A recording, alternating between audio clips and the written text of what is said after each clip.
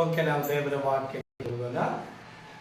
ಯೂದನು ಬರೆದ ಪತ್ರಿಕೆಯಲ್ಲಿ 3ನೇ ವಚನದಿಂದ ಓದಿಕೊಳ್ಳೋಣ. ಹೋದ್ರೆ ಯಾರಾದರೂ. ಪ್ರಿಯರೇ, ನಮಗೆ ಹುದುವಾಗಿರುವ ರಕ್ಷಣೆ ವಿಷಯದಲ್ಲಿ ನಿಮಗೆ ಬರೆಯುವುದಕ್ಕೆ ಪೂರ್ಣಾಸಕ್ತಿಯಿಂದ ಪ್ರಯತ್ನ ಮಾಡುತ್ತಿದ್ದಾಗ ದೇವಜನರಿಗೆ ಶಾಶ್ವತವಾಗಿರುವಂತೆ ಒಂದೇ ಸಾರಿ ಒಪ್ಪಿಸಲ್ಪಟ್ಟ ನಂಬಿಕೆಯನ್ನು ಕಾಪಾಡಿಕೊಳ್ಳುವುದಕ್ಕೆ ನೀವು ಹೋರಾಡಬೇಕೆಂದು ಎಚ್ಚರಿಸಿ ಬರೆಯುವುದು ಅವಶ್ಯವೆಂದು ತೋಚಿತು. ಯಾಕೆಂದರೆ ಭಕ್ತಿಹೀನರು ನಮ್ಮ ದೇವರ ಕೃಪೆಯನ್ನು ನೆವ ಮಾಡಿಕೊಂಡು ನಾಚಿಕೆಗೆಟ್ಟ ಕೃತ್ಯಗಳನ್ನು ನಡೆಸುವವರು, ನಮ್ಮ ಒಬ್ಬನೇ ಒಡೆಯನು ಕರ್ತನೂ ಆಗಿರುವ ಯೇಸು ಕ್ರಿಸ್ತನನ್ನು ಅರಿಯದವರು ಆಗಿರುವ ಕೆಲವು ಜನರು ಸಭೆಯಲ್ಲಿ ಕಳ್ಳತನದಿಂದ ಹುಟ್ಟಿದ್ದಾರೆ. ಅವರಿಗೆ ಈ ದಂಡನೆ ಆಗಬೇಕೆಂದು ಪೂರ್ವದಲ್ಲೇ ಅವರ ವಿಷಯವಾಗಿ ಬರೆದಿದೆ. ನೋಡ್ರಿ, ಇಲ್ಲಿ ಯೂದನು ಒಂದು ಪತ್ರಿಕೆಯನ್ನ ಬರೀತಾ ಇದ್ದಾನೆ. ಆತನು ಹೇಗಿರಬೇಕು ಸಭೆಯೊಳಗಡೆ ಅಂತೇಳಿ ಕೆಲವೊಂದು ವಿಷಯಗಳು ಸಭೆಯ ಒಳಗಡೆ ಹೇಗಿರ್ತವ ಅನ್ನೋದ್ರ ಬಗ್ಗೆ ಬರೀತಾ ಇದ್ದಾನೆ. ಅಲ್ಲಿ ಪ್ರಿಯರೇ, ನಮಗೆ ಹುದುವಾಗಿ ಇರುವಂತ ರಕ್ಷಣೆಯ ವಿಷಯದಲ್ಲಿ ನಿಮಗೆ ಬರೀ. ಹುದುವಾಗಿ ಅಂದ್ರೆ ನಮಗೆಲ್ಲರಿಗೂ ಸಮವಾಗಿ ಕೊಡಲ್ಪಟ್ಟಿರೋದು ಒಂದೇ, ಏನಂತ ಹೇಳಿದ್ರೆ ರಕ್ಷಣೆ. ನಾವು ರಕ್ಷಿಸಲ್ಪಡಬೇಕು. ಈ ಲೋಕದ ಎಲ್ಲ ಆಶಾಪಾಶಗಳಿಂದ ರಕ್ಷಿಸಲ್ಪಡಬೇಕು. ಈ ಲೋಕದ ಎಲ್ಲ ಕರ್ಮ ಜನ್ಮ ಪಾಪಗಳಿಂದ ರಕ್ಷಿಸಲ್ಪಡಬೇಕು. ನಾವು ತಿಳಿಯದ ಹಾಗೆ ಮಾಡಿರುವ ತಪ್ಪುಗಳಿಂದ ರಕ್ಷಿಸಲ್ಪಡಬೇಕು. ಈ ಲೋಕದಿಂದ ರಕ್ಷಿಸಲ್ಪಟ್ಟು ನಮಗೆ ದೇವರು ಕೊಡುವಂತ ಸ್ವರ್ಗದಲ್ಲಿ ನಾವು ಭಾಗಿಯಾಗಬೇಕು. ನಾವು ಪಾಲುಗಾರರಾಗಿ ನಿಲ್ಲಬೇಕಂತೇಳಿ ದೇವರ ಚಿತ್ತಕ್ಕೆ ನಮ್ಮನ್ನು ಕರೀತಾರೆ. ಹಾಗಾಗಿ ಆ ದೇವರ ಚಿತ್ತವು ಹೀಗೆ ಹೇಳ್ತಾ ಇದ್ದಾನೆ, ನಮಗೆ ಹುದುವಾಗಿರುವ ರಕ್ಷಣೆ ವಿಷಯದಲ್ಲಿ ನಿಮಗೆ ಬರೆಯುವುದಕ್ಕೆ ನನಗೆ ಪೂರ್ಣ ಆಸಕ್ತಿ ಇದೆ. ನನಗೆ ಸಂಪೂರ್ಣವಾದ ಆಸಕ್ತಿ ಇದೆ. ಆ ಆಸಕ್ತಿಯಿಂದ ನಾನು ನಿಮಗೆ ಬರೀತಾ ಇದ್ದೇನೆ, ಒಂದು ಪ್ರಯತ್ನ ಮಾಡ್ತಾ ಇದ್ದೇನೆ. ಏನಂತ ಹೇಳಿದ್ರೆ, ದೇವ ಜನರಿಗೆ ಶಾಶ್ವತವಾಗಿರುವಂತೆ ಒಂದೇ ಸಾರಿ ಒಪ್ಪಿಸಲ್ಪಟ್ಟ ನಂಬಿಕೆಯನ್ನು ಕಾಪಾಡಿಕೊಳ್ಳುವುದಕ್ಕೆ ನೀವು ಹೋರಾಡಬೇಕು. ನೋಡ್ರಿ, ದೇವರು ನಮಗೆ ಒಪ್ಪಿಸಲ್ಪಟ್ಟಿರುವಂತ ನಂಬಿಕೆಯನ್ನ ಕಾಪಾಡ. ನಾವು ದೇವರನ್ನ ನಂಬುವಾಗ ನಮಗೆ ರಕ್ಷಣೆ. ಆ ನಂಬಿಕೆ ಹೇಗಿರ್ತದೆ ಅಂತ ಹೇಳಿದ್ರೆ, ಒಬ್ಬನು ಹೃದಯದಿಂದ ನಂಬಿ ಬಾಯಿಂದ ಅರಿಕೆ ಮಾಡಿಕೊಂಡು, ಬಾಯಿಂದ ಯೇಸುವೇ ರಕ್ಷಕನು ಎಂಬುದಾಗಿ ಅರಿಕೆ ಮಾಡಿ ಹೃದಯದಲ್ಲಿ ಬಲವಾಗಿ ನಂಬಿಕೆ ಇಟ್ಟರೆ ಅವನಿಗೆ ರಕ್ಷಣೆ ಉಂಟಾಗ್ತದೆ. ನೋಡಿ, ಯೇಸು ಸ್ವಾಮಿಗೆ ರಕ್ಷಿಸೋದಕ್ಕೆ ಒಂದು ಸರಳವಾದ ಮಾರ್ಗವನ್ನು ನಮಗೆ ತೋರಿಸಿಕೊಡು. ಎಂಥ ಮಾರ್ಗ ಅಂತ ಹೇಳಿದ್ರೆ, ಯೇಸು ಸ್ವಾಮಿ ಅವರು ಶಿಲುಬೆಯಲ್ಲಿ ಇರುವಾಗ ಆತನ ಬಲಗಡೆ ಮತ್ತು ಎಡಗಡೆ ಇಬ್ಬರು ಕಳ್ಳರಿದ್ದರು. ಒಬ್ಬ ಕಳ್ಳ ಹೇಳ್ತಾ ಇದ್ದಾನೆ, ನೀನು ಒಂದ್ ವೇಳೆ ದೇವರಾಗಿದ್ರೆ ನನ್ನನ್ನ ರಕ್ಷಿಸು, ಶಿಲುಬೆಯಿಂದ ನೀನು ಇಳಿದ್ ಬಾ, ನಾನು ಇಳಿದ್ ನನ್ನ ಇಳಿಸು. ಇವರೆಲ್ಲ ಮಳೆ ಬರ್ದಾರ, ಆ ಮಳೆ ಕಿತ್ಕೊಂಡು ಹೋಗ್ಬಿಡೋಣ, ನೀನು ದೇವರಾಗಿದ್ರೆ. ಒಬ್ಬ ಕಾಳ. ಇನ್ನೊಬ್ಬ ಕಾಳ ಹೇಳ್ತಾನೆ, ಇಲ್ಲಪ್ಪ, ನಾನು ನಿಜವಾಗ್ಲೂ ತಪ್ಪು ಮಾಡಿಬಿಟ್ಟೀನಿ, ನಾನು ಪಾಪ ಮಾಡೇನಿ, ನಾನು ಕಳುವು ಮಾಡೇನಿ, ನಾನು ಮೋಸ ಮಾಡೇನಿ, ನಾನು ಅನ್ಯಾಯ ಮಾಡೀನಿ, ಈ ಶಿಕ್ಷೆ ನನಗೆ ಆಗ್ಬೇಕಾದ್ದೆ. ಏನೋ ನನ್ನ ತಪ್ಪಿಗೆ ಶಿಕ್ಷೆ ಆಗ್ಬೇಕಾದ್ದೆ. ಆದರೆ ಈ ಲೋಕದಲ್ಲಿ ನನ್ನ ತಪ್ಪಿಗೆ ಶಿಕ್ಷೆ ಆಗಲಿ ಪರವಾಗಿಲ್ಲ, ಆದರೆ ಇಲ್ಲಿ ನಾನು ಆಲ್ರೆಡಿ ತಪ್ಪಿ ಮೋಸ ಮಾಡಿ ಅನ್ಯಾಯ ಮಾಡಿ ಬಲಹೀನ ಆಗಿ ನಾನು ದೇವರ ರಾಜ್ಯಕ್ಕೆ ಯೋಗ್ಯವಾದ ಕಾರ್ಯಗಳನ್ನು ಮಾಡದೆ ತಪ್ಪಿ ಹೋಗಿ ದೇವರ ರಾಜ್ಯದಿಂದ ಮಿಸ್ ಆಗಿದ್ದೀನಿ. ಆದರೆ ಇವತ್ತು ನಿನ್ನ ಮುಂದೆ ನಾನು ಕೇಳ್ತೇನೆ, ನಿನ್ನ ರಾಜ್ಯವನ್ನು ಪಡೆದವನಾಗಿ ಬರುವಾಗ ನನ್ನನ್ನು ನೆನೆಸಿಕೊ. ಹಲ್ಲೆಲೂಯ. ಒಂದು ಅವಕಾಶ ಅಲ್ಲಾದ್ರೂ ಸಿಗುತ್ತಾ ಅಂತ ಕೇಳ್ತಾರೆ. ಆಮೇಲೆ ನಂಬಿಕೆ ಅಂದ್ರೆ ಹೆಂಗಿರ್ತಂದ್ರೆ, ನಾನು ಪಾಪಿ ಅಂತ ಅಲ್ಲ, ನನ್ನ ಪಾಪಗಳನ್ನು ಕ್ಷಮಿಸೋದಕ್ಕೆ ಯೋಗ್ಯನಾದ ದೇವರಿದ್ದಾನೆ ಅನ್ನೋ ನಂಬಿಕೆ ಬೇಕು. ಆ ನಂಬಿಕೆ ನಮ್ಮ ಒಳಗಡೆ ಬಂದಾಗ ಅವುಗಳನ್ನು ನಾವು ಬಿಡೋದಕ್ಕೆ ಇಷ್ಟ. ಇಲ್ಲಿ ಕೆಲವೊಂದು ಸಂದರ್ಭಗಳು ಹೇಗಾಗಿದ್ವು ಅಂತ ಹೇಳಿದ್ರೆ, ರಕ್ಷಣೆಯ ವಿಷಯದಲ್ಲಿ ನಾನು ಕ್ರಿಸ್ತನು, ನಾನು ಕ್ರಿಸ್ತನವನು, ನಾನು ಕ್ರೈಸ್ತನ ಮಗನು, ನನ್ನ ಹೆಸರು ಜಾನು, ಡಾನು, ಬಾನು ಇವೆಲ್ಲ ಇಟ್ಕೊಂಡಿದ್ದೀನಿ, ನನಗೆ ರಕ್ಷಣೆ ಆಗುತ್ತೆ ಅಂತೇಳಿ ಸುಳ್ಳು ಹೇಳುವಂಥ ಜನರಿದ್ದಾರೆ. ಅವರು ನಡ್ಕೊಳ್ಳೋ ರೀತಿಗಳು, ತಮ್ಮ ಕ್ರಿಯೆಗಳು, ಕೃತ್ಯಗಳು ಏನು ಬೇಕಾದರೂ ಮಾಡ್ಬೋದು, ನಡೀತದೆ ಅಂತೇಳಿ ನಾನು ರಕ್ಷಿಸಲ್ಪಡ್ತೇನೆ ಅನ್ನುವಂಥ ಒಂದು ಮೂಢತ್ವದಲ್ಲಿದ್ದಾರೆ. ಹಾಗಾದ್ರೆ ಇಲ್ಲಿ ವಾಕ್ಯ ಹೇಳ್ತದೆ, ಒಂದೇ ಸಾರಿ ಒಪ್ಪಿಸಲ್ಪಟ್ಟ ನಂಬಿಕೆಯನ್ನ ಕಾಪಾಡಿಕೊಳ್ಳೋದಕ್ಕೆ ನಾವು ಹೋರಾಡಬೇಕು. ಹಲ್ಲೆಲೂಯ. ದೇವರು ಪದೇ ಪದೇ ಪದೇ ಪದೇ ನಮ್ಮನ್ನ ಒಂದು ಸಾರಿ ಬಲವಾಗಿ ನಂಬಿಕೆ ಇಟ್ಟು ಆತನು ನನ್ನನ್ನು ನೋಡ್ತಾನೆ, ಆತನು ನನ್ನನ್ನು ನಡೆಸ್ತಾನೆ, ನನ್ನ ನಡೆ ನುಡಿ ಕ್ರಿಯೆಗಳು ಎಲ್ಲವೂ ಆತನಿಗೆ ಗೋಚರವಾಗಿದೆ, ಆತನಿಗೆ ಮರೆಯಾಗಿದ್ದೆ ಯಾವುದಿಲ್ಲ ಅಂತೇಳಿ 139ನೇ ಕೀರ್ತನೆಯಲ್ಲಿ ಹೀಗೆ ಹೇಳ್ತಾನೆ, ನಿನಗೆ ಮರೆಯಾಗಿ ನಾನು ಎಲ್ಲಿಗೆ ಹೋಗು? ನಾನು ನಡೆಯುವುದು, ಹೋಗೋದು, ಮಲಗುವುದು, ಕೂತುಕೊಳ್ಳೋದು, ಹೇಳೋದು ಎಲ್ಲ ನನಗೆ ಗೊತ್ತು. ಹಲ್ಲೆಲೂಯ. ನೋಡ್ರಿ 139ನೇ ಕೀರ್ತನೆ ಹೋದ್ರೆ 1, 2, 3, 4 ವಚನಗಳಲ್ಲಿ ನನ್ನ ನಾಲಿಗೆಯ ಮಾತುಗಳಲ್ಲಿ ನೀನು ಅರಿಯದೇ ಇರುವಂಥದ್ದು ಒಂದು ಇಲ್ಲ. ಹಲ್ಲೆಲೂಯ. ಹಾಗಾದ್ರೆ ಒಂದು ಸಾರಿ ನಂಬಿಕೆನ ನಾವು ದೇವರ ಮೇಲೆ, ಆತನ ಮೇಲೆ ಇಟ್ಟ ಮೇಲೆ ಅದನ್ನು ಉಳಿಸಿಕೊಳ್ಳೋ ಪ್ರಯತ್ನ ಮಾಡಿ. ಹೋದ್ರಮ್ಮ, ನಾನು ನಡೆಯುವುದನ್ನು ಮಲಗುವುದನ್ನು ಶೋಧಿಸಿ ಗ್ರಹಿಸಿಕೊಳ್ಳುತ್ತಿ, ನನ್ನ ನಡತೆಯೆಲ್ಲ ನಿನಗೆ ಗೋಚರವಾಗಿದೆ. ಯೆಹೋವನೇ, ನನ್ನ ನಾಲಿಗೆಯ ಮಾತುಗಳಲ್ಲಿ ನೀನು ಅರಿಯದೇ ಇರುವಂತದ್ದು ಒಂದು ಇಲ್ಲ. ಹಲ್ಲೆಲೂಯ. ಸುತ್ತಲೂ ನನ್ನನ್ನು ಆವರಿಸಿ ಕೈಯನ್ನು ನನ್ನ ಮೇಲೆ ಇಟ್ಟಿದ್ದಿ. ನನ್ನ ತಲೆ ಮೇಲೆ ನಿನ್ನ ಕೈ ಇಟ್ಟಿದ್ದಿ ದೇವರೇ. ಹಾಗಾಗಿ ನಿನ್ನನ್ನ ಮೋಸ ಮಾಡಿ ನಿನ್ನ ನಂಬಿಕೆಯನ್ನು ಕಳ್ಕೊಂಡು ನಾನು ಎಲ್ಲಾದ್ರೂ ಹೋದ್ರೆ ನೀನು ಬಿಡೋದಿಲ್ಲ.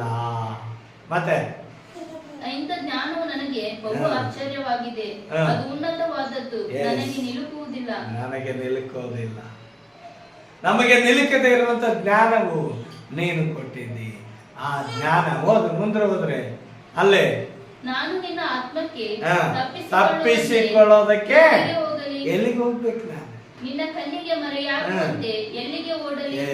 ಮೇಲನ ಲೋಕಕ್ಕೆ ಏರಿ ಹೋದರೆ ಅಲ್ಲೇ ನೀನಿರುವಿ. ಪಾತಾಳಕ್ಕೆ ಹೋಗಿ ಮಲಗಿಕೊಂಡೇನೆಂದರೆ ಅಲ್ಲಿಯೂ ನೀನಿದ್ದಿ.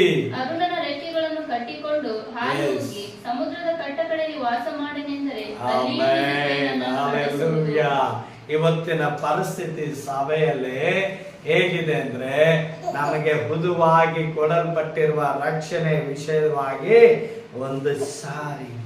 ಒಂದೇ ಸಾರಿ ಒಪ್ಪಿಸಲ್ಪಟ್ಟಿರುವ ನಂಬಿಕೆಯನ್ನ ನಾವು ಕಾಪಾಡಿಕೊಳ್ಳೋದರಲ್ಲಿ ಪ್ರಯಾಸ ಪಡಬೇಕು, ನಾವು ಪ್ರಯತ್ನ ಮಾಡಬೇಕು. ಅದು ಯಾವ ನಂಬಿಕೆ, ಅದು ಎಷ್ಟು ಪ್ರಮಾಣದಲ್ಲಿದೆ ನಂಬಿಕೆ ಅಂತ ಹೇಳಿದ್ರೆ, ಅದು ದೇವರು ನಮ್ಮನ್ನ ಪ್ರತಿದಿನ ಪರೀಕ್ಷಿಸುವ ದೇವರು ನನ್ನನ್ನು ಪರೀಕ್ಷಿಸಿ ಪರಿಶೀಲಿಸಿ 139ನೇ ಕೀರ್ತನೆ 1, 2 ವಚನ ನನ್ನನ್ನ ಪರೀಕ್ಷಿಸಿ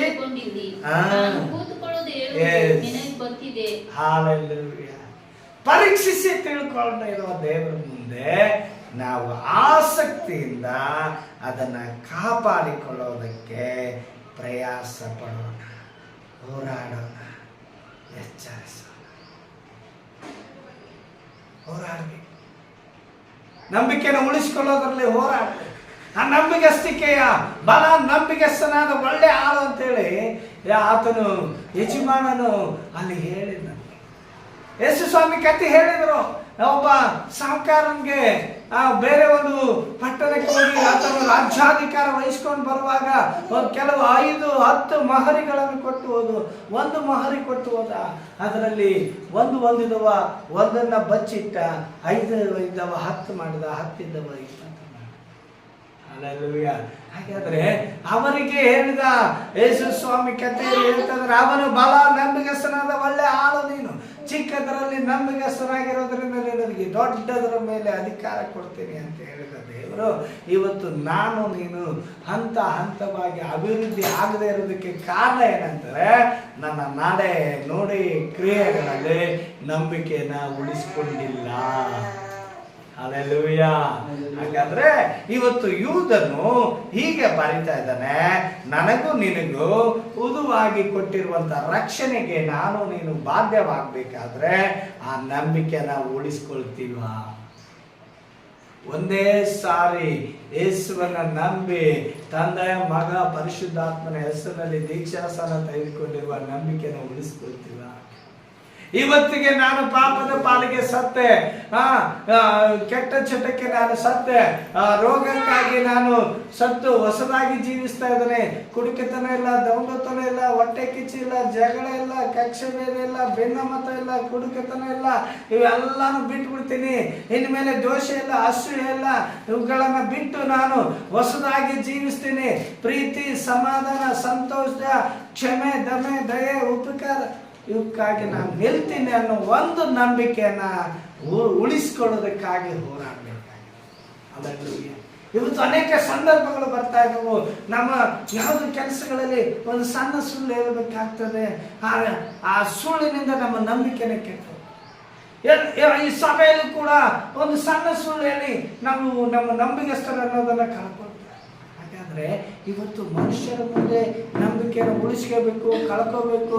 ಇವತ್ತು ಮನುಷ್ಯರು ಯಾರು ಯಾವಾಗ ಹೆಂಗೋ ಅಂತೇಳಿ ಮನುಷ್ಯರು ಕೂಡ ಯಾರ ಮೇಲೆ ಕೂಡ ನಂಬಿಕೆ ಇಡದೇ ಇರುವ ಪರಿಸ್ಥಿತಿ ಅಂತ ಕಾಲಘಟ್ಟದಲ್ಲಿ ನಾವಿದ್ದೇವೆ. ಹಾಗಾಗಿ ಇಲ್ಲಿ ಯೂದನು ಬರ್ತಾ ಇದ್ದಾನೆ, ಒಂದೇ ಸಾರಿ ಒಪ್ಪಿಸಲ್ಪಟ್ಟ ನಂಬಿಕೆಯನ್ನು ಕಾಪಾಡಿಕೊಳ್ಳೋದಕ್ಕಾಗಿ ನೀವು ಹೋರಾಡಬೇಕು. ಒಂದ್ಸಾರಿ ದೇವರ ಮೇಲೆ ನಂಬಿಕೆ ಇಟ್ಟಿದೆ, ಒಂದ್ಸಾರಿ ನಾವು ಪಾಪದ ಪಾಲಿಗೆ ಸತ್ತವರಾಗಿದೆ, ಒಂದೇ ಸಾರಿ ಈ ದೇಹದ ಎಲ್ಲ ಶರೀರದ ಇಚ್ಛೆಗಳ ಬಿಟ್ಟು ಬಿಟ್ಟಿದೆ ಅಂತೇಳಿ ನಾನು ಕ್ರಿಸ್ತನಿಗಾಗಿ ನೂತನ ಸ್ವಭಾವ, ನೂತನ ಬಲ, ನೂತನ ಕೃಪೆಯನ್ನು ಹೊಂದಿಕೊಳ್ತೀನಿ ಅಂತೇಳಿ ನಾನು ಒಂದೇ ಸಾರಿ ನಂಬಿಕೆ ಇಟ್ಟು ದೇವರ ಮುಂದೆ ಬಂದಿದ್ದೀನಿ. ಸಾಯೋವರೆಗೂ ಆ ನಂಬಿಕೆಯನ್ನು ಕಾಯ್ಕೋಬೇಕು. ಹಲ್ಲೆಲೂಯಾ. ಎಷ್ಟು ದಿನ ನೋಡಿ, ದಿನ ಹೊಸದಾದ ಶೋಧನೆ ಬರ್ತಾ ಇದೆ. ದಿನ ಕೆಲಸದಲ್ಲಿ ಬರ್ತಾ ಇದೆ, ಕುಟುಂಬದಲ್ಲಿ ಬರ್ತಾ ಇದೆ, ನಮ್ಮ ಸ್ವಂತ ಆಲೋಚನೆಗಳಲ್ಲಿ ಬರ್ತಾ ಇದೆ. ನಮ್ಮನ್ನು ಕೆಡಿಸುವುದಕ್ಕಾಗಿ, ನಾವಿರೋ ಪರಿಸ್ಥಿತಿಯಿಂದ ಬಿದ್ದು ಹೋಗೋದಕ್ಕಾಗಿ ಶೋಧನೆಗಳು ನಮ್ಮನ್ನು ಹುಡುಕಿಕೊಂಡು ಬರುವಾಗ ಅದರಲ್ಲಿ ನಾವು ನಂಬಿಕೆಸ್ಥರಾಗಿದ್ದೇವೆ. ಆತನ ನಂಬಿಕೆಯನ್ನು ನಾವು ಉಳಿಸಿಕೊಳ್ಳೋದಕ್ಕಾಗಿ ಹೋರಾಟ ಮಾಡಬೇಕಾಗ್ತದೆ. ಒಂದೊಂದು ಸಂದರ್ಭಗಳು ಈ ನಂಬಿಕೆಸ್ತಿಕೆಯನ್ನು ಉಳಿಸಿಕೊಳ್ಳೋದಕ್ಕಾಗಿ ನಾವು ಕೆಟ್ಟವರಾಗಬೇಕಾಗ್ತದೆ. ಈ ಲೋಕದ ರೀತಿಯಲ್ಲಿ ನಷ್ಟಗಳನ್ನು ಅನುಭವಿಸಬೇಕಾಗ್ತದೆ. ನಷ್ಟವಾದರೂ ಪ್ರಮಾಣ ತಪ್ಪದವನಾಗಿರ್ಬೇಕಂತ ದೇವರ ಸಭೆಗೆ ಅಧ್ಯಕ್ಷನಾದವನು ಎಂಥವನಿರಬೇಕು? ನಷ್ಟವಾದರೂ ಪ್ರಮಾಣ ತಪ್ಪದವನಾಗಿ. ಹಾಗಾದ್ರೆ ಅದು ಸಭೆಗೆ ಅಧ್ಯಕ್ಷ ಅಲ್ಲ. ಇವತ್ತು ದೇವರ ಮುಂದೆ ನೀನು ನಂಬಿಕೆಸ್ಥನಾಗಿ ಆ ನಂಬಿಕೆಯನ್ನು ನಾನು ಉಳಿಸ್ಕೊಳ್ಬೇಕಾದ್ರೆ ನಷ್ಟವಾದರೂ ಪ್ರಮಾಣ ತಪ್ಪದವನಾಗಿ. ನಿನ್ನ ಪರ್ವತವನ್ನು ಹತ್ತುವುದಕ್ಕೆ ಅಂತವನಿಗೆ ಯೋಗ್ಯನು ಎಂಬುದಾಗಿ ನಾವು ಕೀರ್ತನೆ 14ರಲ್ಲಿ ನೋಡ್ತೇವೆ. ನೋಡ್ರಿ, 14ನೇ ಕೀರ್ತನೆ ಹೀಗೆ ಬರೆಯಲ್ಪಟ್ಟಿದೆ, ಅವನು ಎಂಥವನಾಗಿರಬೇಕು, ಅಂತವನು ನಿನ್ನ ಪರ್ವತವನ್ನ ಹತ್ತುವುದಕ್ಕೆ ಅವನಿಗೆ ಎಂಥವನು ಯೋಗ್ಯನು ಎಂಬುದಾಗಿ ನಾವು. ಹಾಗಾದ್ರೆ ಆ ನಂಬಿಗಸ್ತಿಕೆನ ಉಳಿಸಿಕೊಳ್ಳೋದ್ರಲ್ಲಿ ಹೋದ್ರಮ್ಮ, ನಿನ್ನ ಪರಿಶುದ್ಧ ಪರ್ವತದಲ್ಲಿ ವಾಸಿಸತಕ್ಕವನು ಎಂತವನಾಗಿರಬೇಕು? ಅವನು ಸಜ್ಜನನು, ನೀತಿವಂತನು, ಮನಪೂರ್ವಕವಾಗಿ ವಿರುದ್ಧವಾಗಿ ಸತ್ಯವಚನವನ್ನು ಆಡುವವನು, ಅವನು ಚಾಡಿಯನ್ನು ಹೇಳದವನು, ಹಾ. ಮತ್ತೊಬ್ಬರಿಗೆ ಅನ್ಯಾಯ ಮಾಡದವನು, ಯಾರನ್ನೂ ನಿಂದಿಸದವನು ಆಗಿರಬೇಕು. ಅವನು ಭ್ರಷ್ಟರನ್ನು ಜರಿದು ಬಿಟ್ಟವನು, ಯೆಹೋವನಲ್ಲಿ ಭಯಭಕ್ತಿಯುಳ್ಳವರನ್ನು ಸನ್ಮಾನಿಸುವವನು, ನಷ್ಟವಾದರೂ ಪ್ರಮಾಣ ತಪ್ಪದವನು ಆಗಿರಬೇಕು. ನೋಡ್ರಿ, 15ನೇ ಕೀರ್ತನೆಯಲ್ಲಿ ದೇವರಿಗೆ ಯೋಗ್ಯವಾಗಿ ಇರುವಂತವನು ಎಂತವನಾಗಿರ್ತಾನೆ ಅನ್ನೋದ್ರ ಬಗ್ಗೆ ನಾವು ಇಲ್ಲಿ ಯೂದನು ಒಂದೇ ಸಾರಿ ನಂಬಿಕೆಯನ್ನ ಒದಗಿಸಿಕೊಟ್ಟ ದೇವರು, ಒಂದೇ ಸಾರಿ ಆತನನ್ನ ನಂಬಿದ್ದೇವೆ, ಆ ನಂಬಿಕೆನ ಉಳಿಸ್ಕೊಳ್ಬೇಕಲ್ಲ. ಹಲ್ಲೆಲೂಯ. ಆ ನಂಬಿಕೆ ಉಳಿಸ್ಕೊಳ್ಬೇಕಾದ್ರೆ ಏನೇನು ಇರ್ಬೇಕಂತೇಳಿ 15ನೇ ಕೀರ್ತನೆಯಲ್ಲಿ ಹೀಗೆ ಓದ್ತಾ 1ನೇ ವಚನದಿಂದ ಓದ ಮತ್ತೊಂದು ಸಾರಿ, ಯೆಹೋವನೇ ನಿನ್ನ ಗುಡಾರದಲ್ಲಿ ಇಳಿದುಕೊಂಡಿರೋದಕ್ಕೆ ಯೋಗ್ಯವನು ಯಾವನು? ನಿನ್ನ ಪರಿಶುದ್ಧ ಪರ್ವತದಲ್ಲಿ ವಾಸಿಸುತ್ತವನು ಎಂತವನಾಗಿರ್ಬೇಕು? ಒಂದು ಅವ ಏನಾಗಿರ್ಬೇಕು? ಅವನು ಸಜ್ಜನನು, ನೀತಿವಂತನು, ಮನಸ್ಪೂರ್ವಕವಾಗಿ ಸತ್ಯವಚನವನ್ನು ಆಡುವವನಾಗಿರ್ಬೇಕು. ಮತ್ತೆ ಹಲ್ಲೆಲೂಯ. ಇನ್ನೊಬ್ಬರ ಬಗ್ಗೆ ಚಾಡಿ, ಇನ್ನೊಬ್ಬರ ಮುಂದೆ ಚಾಡಿ ಮತ್ತೆ ಇನ್ನೊಬ್ಬರಿಗೆ ಅನ್ಯಾಯ ತನಗೆ ಲಾಭ ಆಗುತ್ತಂದ್ರೆ ಇನ್ನೊಬ್ಬರಿಗೆ ಅನ್ಯಾಯ ಮಾಡಬಾರ್ದು. ಯಾರನ್ನು ನೋಯಿಸಬಾರ್ದು, ಯಾರ ಮನಸ್ಸನ್ನು ನಿಂದಿಸಬಾರ್ದು, ಯಾರನ್ನು ಅಪಮಾನ ಮಾಡಬಾರ್ದು. ಭ್ರಷ್ಟರ ಜೋಡಿ ಆ ಸಂಘ ಬಿಟ್ಟು ಬೇರೆ ಇರಬೇಕು. ಯಾರು ದೇವರು ಭಯಭಕ್ತಿ ಉಳ್ಳ ವ್ಯಕ್ತಿಗಳಾಗಿದ್ದಾರೆ ಅವರಿಗೆ ಗೌರವ ಕೊಡಬೇಕು, ಅವರನ್ನ ಸನ್ಮಾನಿಸಬೇಕು, ಅವರ ಪರವಾಗಿ ನಿಲ್ಲಬೇಕು. ಮತ್ತೇನೇ ಎಷ್ಟೇ ಲಾಸ್ ಆದರೂ ಪರವಾಗಿಲ್ಲ, ದೇವರ ಹೆಸರನ್ನು ಕೆಡಿಸಬಾರದು, ಪ್ರಮಾಣ ತಪ್ಪಬಾರದು, ದೇವರ ಮುಂದೆ ಒಪ್ಪಿಕೊಂಡ ಮಾತುಗಳನ್ನು ಬಿಟ್ಟು ಕೊಡಬಾರದು. ದೇವರಿಗೆ ಯೋಗ್ಯವಾದ ವ್ಯಕ್ತಿಯಾಗಿ, ಯೋಗ್ಯವಾದ ಮಗನಾಗಿ, ಯೋಗ್ಯವಾದ ಮಗಳಾಗಿರೋದಕ್ಕೆ ಪ್ರಯಾಸ ಪಡಬೇಕು, ಪ್ರಯತ್ನ ಪಡಬೇಕು, ಇದಕ್ಕೆ ಹೋರಾಡಬೇಕು ಅಂತ.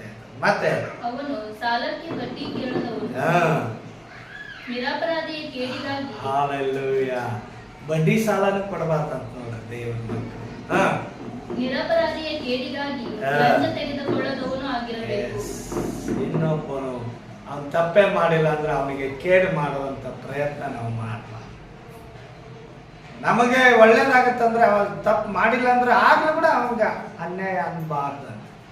ನಿರಪರಾಧಿಯ ಕೇಡಿಗಾಗಿ ಏನಾಗಬಾರ್ದ್ರಿ? ಲಂಚ ತೆಗೆದುಕೊಳ್ಳದವನಾಗಿರಬೇಕು. ಇಂಥವನು ಆಮೆನ್, ಹಲ್ಲೆಲೂಯ.